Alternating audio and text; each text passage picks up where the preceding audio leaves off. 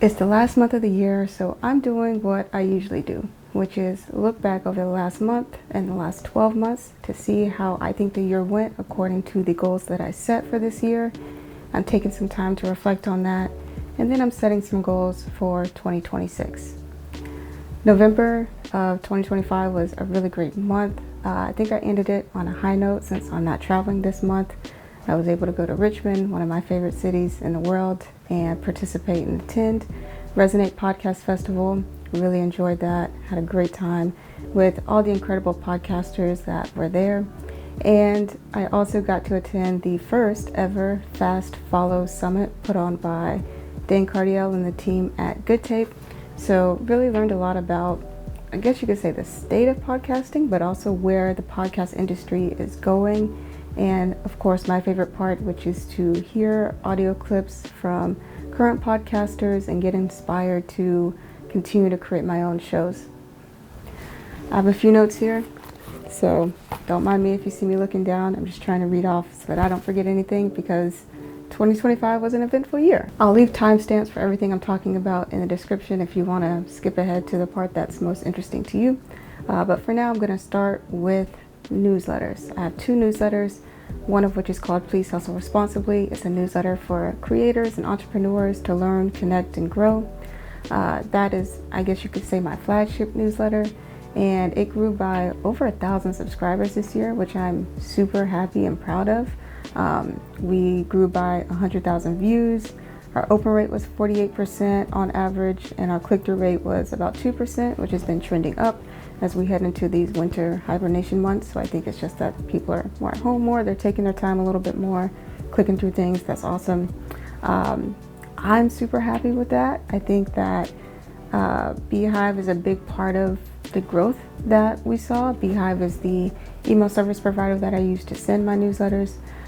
Beehive really just allowed me to grow the user experience that people have when they enter into our newsletter community. And by that I mean I was able to create email templates, which helped me systematize things a little bit. I was able to create a welcome sequence, not just a welcome message. So have a way for people to be welcomed into all of the things that our community has to offer, like the creator database, the events that we host, things like that.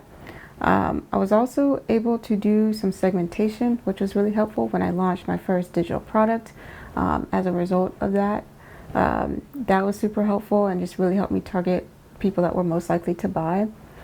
We also were able to do some lead magnets, which was really helpful with new subscriber acquisition. Loved that. And last but not least, Beehive did roll out website templates for everyone that's on Beehive. That was a long awaited and very welcome addition after their acquisition of TypeDream. So I think that overall, just the ecosystem around my newsletters, plural, has really been helped by Beehive. This is the first calendar year that I wrote and sent my second newsletter, Melanin MVP, which is a newsletter for women of color, everyday athletes, and sports fans. I feel like this year was kind of our baseline year. I'm still really proud of all the numbers that we put up this year. We grew by 140 plus subscribers, which is awesome. We had just over 7,000 views. I think probably by the time we're recording this at the end of the year, it'll be closer to 8,000. We had a 55% open rate, which I loved. And our click-through rate was 2.69% on average. So really happy with like the opens and the clicks. I think people are really interested in what we're talking about. I just feel like there's, on my part, some consistency to be desired. I think I could be more consistent with sending the newsletter, so that's a huge goal for 2026, as well as just telling more stories of everyday women athletes. Next up, we're going to talk about podcast. Once again, I host two different podcasts, one of which is called Honey and Hustle, which you can find here on this channel. It's primarily been an interview-based show, but this year I decided to switch some things up because I was kind of getting bored with the interview-based video podcast format that everybody seems to love nowadays. I wanted to try some things out. One, I wanted to try out more solo episodes. I wanted to see what the feedback would be to me experimenting with my voice and formats and topics. And I did that through a daily podcast challenge in February. I really enjoyed that, and I think there is an opportunity for me to do that again with a little more structure and a little more strategy in 2026. I think that daily challenge was a big reason why we hit our arbitrary goal of 10,000 audio downloads. That may not sound like a lot because it's not a lot. I didn't put the show on audio streaming until after I did the first season. And then I think part of it is just the discovery of podcasts. I've always had higher numbers here on YouTube than I have on the audio side of things. So this year I really wanted to focus on making the audio experience as best as it could be. And in 2026, yes, I'm going to bring the show back to YouTube, but with some twist, with some really interesting takes on an interview style video podcast, and hopefully with some interesting topics relevant to North Carolina's business ecosystems, but also relevant to anyone who's building a business anywhere. For Melanin MVP, this was actually the first calendar year we did the podcast as well. The first episode ever went out in January of this year, and I think we're going to continue to see yes, some interview shows, but I think we're going to make that a video podcast as well. That has primarily been audio only this year. One, I wanted the guests to relax. A lot of these guests are first-time podcast guests. It's their first time being on an interview show, so I wanted them to be as comfortable as possible, and I think we were able to accomplish that. I feel really good about the quality of the show, and I think we've set the standard for what Melanin MVP can be and will be in the future. So I'm excited to bring that show to YouTube in 2026. And I think there's also an opportunity for me to use more of the dynamic host-read ads feature to, again, get people acclimated with everything that's possible and available within the Melanin MVP ecosystem. We have a cross-training quiz. We have a database for outdoor organizations. We have a list of watch parties. We really want people to get outside, meet each other, have a good time enjoying women's sports, whether they're watching or whether they're doing it themselves. So that's really the goal for 2026. I feel like with the newsletter and the podcast, we set the tone for what Melanin MVP is, and now 2026 is really walking in that light of everything that it can be and all the stories that we can tell. Last but not least, let's talk about YouTube. YouTube was by far the platform that I wanted to be a little more structured around, and naturally within about 3 months of this year, I was like, I don't like the direction this channel is going. So I switched the whole thing up and decided to make it more of a documentary of my journey as a creative entrepreneur. I think those are the YouTube channels that I feel the most drawn to. While I love the camera review videos and the cameras, the reality is I don't buy a lot of camera gear. I'm not a camera reviewer. I don't have anything to prove to anybody with the cameras that I use. I'm happy with the C70. I'm happy with the R6 Mark II, and I don't really anticipate buying any new cameras anytime soon. So while those videos are great, and while they were relevant to me at the time, and I do think they were good practices in me learning how to package an idea and package a video, I think in 2026 you're going to see just a lot more of me documenting my journey and the things that I'm working on as a creative entrepreneur, because yes, I'm a filmmaker, but I'm also a writer, I'm also a podcaster, and those are things that aren't always as talked about. Having a multimedia business is not always as talked about. I think that's going to be something that's really exciting for me to do as a creator, but also for someone who's looking for something different in the YouTube space. This year, with that being said, I think we did really good. We had 50% more views than we did last year. We had 100,000 more impressions than we did last year, which is saying a lot. I had been kind of stagnant with 2023 and 2024 in terms of impressions, so really happy that we made the leap there. I think that speaks to the packaging and the fact that we were just getting in front of a wider group of people. And we grew by twice as many subscribers as we did last year. I think we grew by about 80 subscribers last year, and we grew by more than that this year. So really happy with that. I think hopefully, fingers crossed, 2026 is going to be the year that we hit 1,000 subscribers. And it's not just for vanity's sake. I think it's for what it means in terms of us reaching our target audience and being able to leverage that audience to bring them into the ecosystem that is me and rootfulmedia and Please Hustle Responsibly and all the things that we have going on. Not to be all sappy or anything, but this is the time of year that I look at these numbers, yes, but also try to think about how these numbers make me feel. Does reaching or exceeding the goals that I have for myself bring me the joy that I thought it would? Do I feel good about that? Do I feel good about how my time is being spent, how my money is being spent, how the business is growing as a collective. When you put all these numbers together, like what does that mean for Rootful Media? What does that mean for me as a creator? And I will say that now that I'm taking December off strategically, taking kind of the first quarter of the year off from traveling, I'm feeling really good. Like I could use rest, obviously, but I don't feel burnt out, which is saying a lot. I feel like last year this time I was kind of just like crash landing into the holidays, which is not a good feeling. This year I feel more calm. I feel more sure of the direction that the business is going in and that I'm going in as a creator. And I feel really good about the buckets that we've set up for 2026 in terms of our goals and our focuses for next year. One of the major areas that didn't get shown in those numbers that I shared earlier was the consolidation of the digital tools that I use to run my business. I think this is the hardest thing to do as a creative entrepreneur because there are so many tools that you can use to do so many different things. But the reality is you only have so much time in the day. And even though tools can help expand your capacity, the reality is, I think for me, is that I can do a lot less, but better. While it may sound like a lot, having 2 newsletters, 2 podcasts, a YouTube channel to keep up with, like, that sounds like a lot. It is a lot. But that also means that my presence on social media isn't going to be as consistent. And that's okay. I don't necessarily need it to if I'm spending time in community. And I feel like that's time well spent. That may mean that, yeah, I'm not clipping as much. I'm not doing as many social videos. But that's okay because the ones that I did do, like for the digital product that I had, for the elevator pitch series that we did on the podcast, for the daily podcast challenge announcement, all of those videos I can wholeheartedly stand by and I feel really good about. And that's where I'm trying to get with everything that I put out. Like, I don't just want to be publishing for publishing's sake. I want there to be a standard of quality that we have with everything that goes out.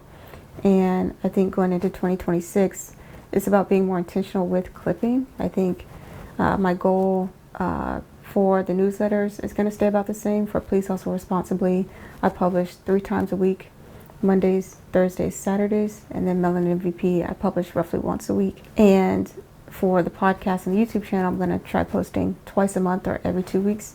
And I think with that more intentional time and focus into my long form media, that's going to pay off with the shorts that we do, the trailers. I'm not just going to be clipping for clipping's sake. I'm going to be making actual trailers for each YouTube video, trailers for each podcast episode, and media around that just feels good, feels intentional. It's a little bit slower, but it's going to compound more.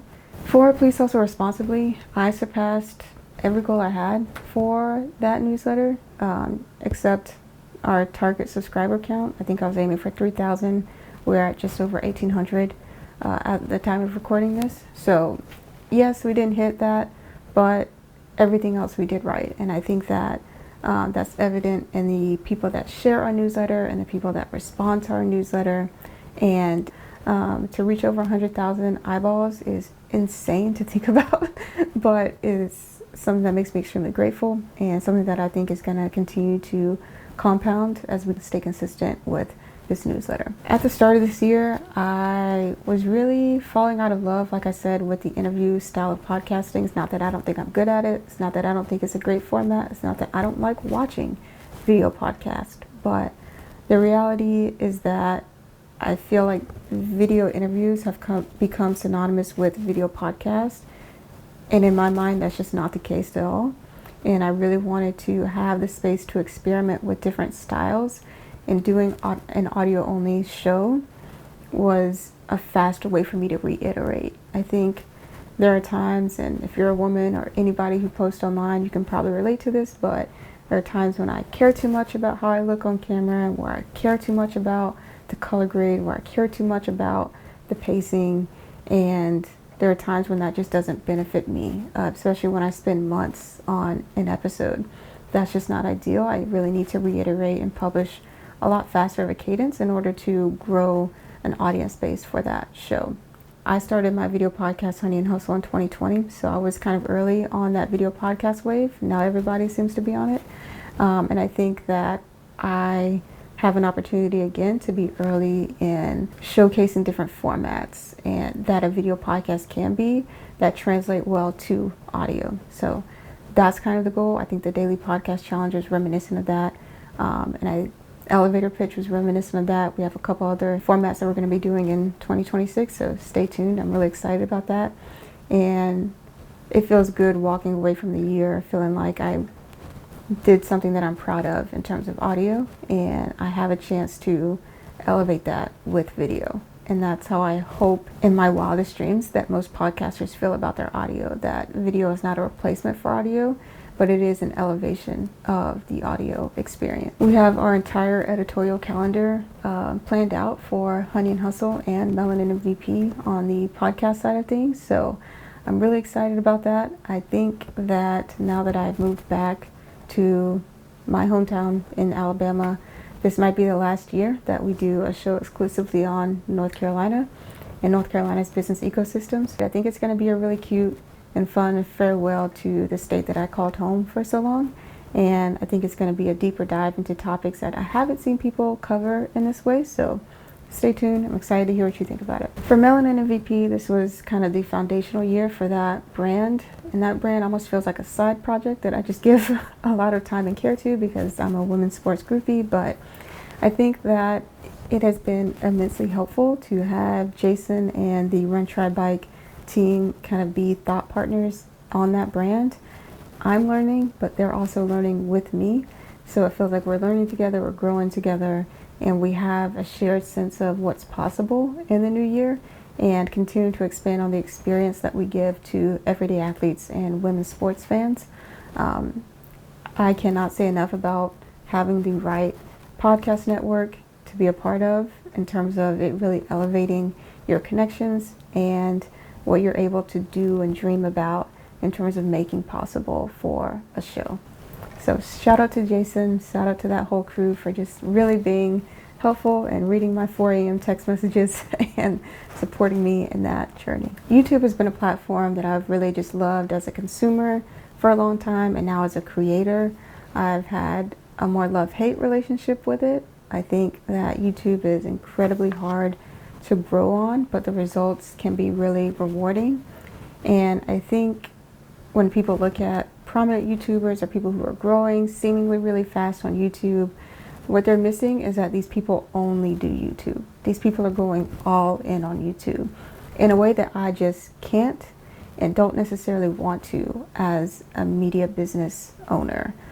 YouTube is one part of the pie, and I had to get to a place where I understood that YouTube being one part of the pie doesn't mean that I am less ambitious about my goals for the platform. I think that YouTube is one of the most creator-friendly platforms, and it is our greatest area of opportunity in terms of reaching a new audience of people, not just for Rootful Media, the business, but also for Rootful Media, the original media house, which is going to be doing some original narrative projects in 2026. So I've been writing some things, I'm ready to produce some things, and I think that YouTube is just a space we have to learn as an independent media business. I've seen and highlighted shows like the Comic Shop series, which is all on YouTube, an incredible show, completely indie, out of LA or I think California at a bare minimum. And that is what I think is going to be the future of YouTube. Each person having their own channel that resembles a Netflix, resembles an Apple TV, resembles a Hulu, and just creating their own space on the internet.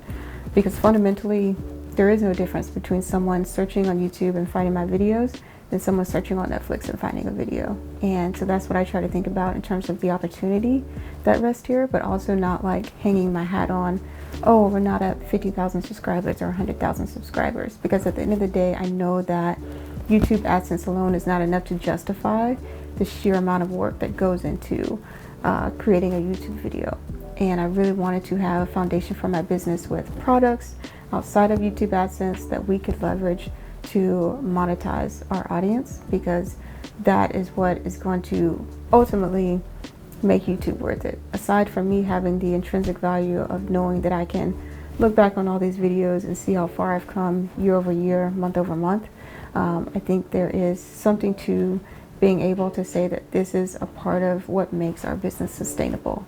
I inherently feel that way about the newsletter. I just saw how much less I relied on social media when I got consistent with the newsletter and saw the growth that was happening there. And I feel like I'm gonna feel that way times 10 once we get to YouTube being a consistently growing space for us in the media business. I just said a lot of words. Thank you for listening. If you've been watching this whole time, thank you for making it to the end of this video. I would love to hear what your 2026 goals are, if YouTube is a part of those goals, and what you're excited about, what you're proud of for this year, and what you're hoping to bring into the new year. Thank you so much for watching. If you want to subscribe to my newsletters, if you want to check out anything that I said, all the links will be in the description, and I look forward to seeing you in 2026.